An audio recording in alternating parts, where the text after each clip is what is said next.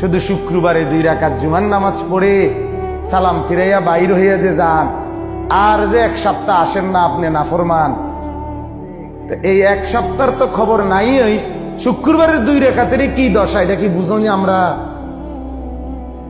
আপনি শুক্রবারের 2 রাকাত তো কিচ্ছু হয়েছে না গড়ার দিক, কারণ এই 2 রাকাত গ্রহণ হইলেও তো আসরের নামাজ পড়তে মন চাইতো।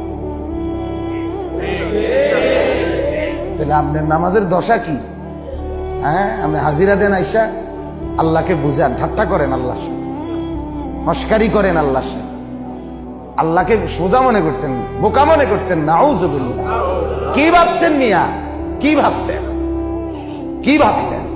একটা বিল্ডিং এর ঘরে থাকেন, কয়টা টাকা রোজগার করেন, আর এই ফাঙ্গাস তেলাপিয়া ফার্মের মুরকার কক মুরকা দিয়ে ভাত খান, ধন্যপাতা, কাঁচামরিচ, টমাটো, আলুর ভর্তা, এটা দিয়ে নিজেকে খুব বুদ্ধিমান মনে করছেন না?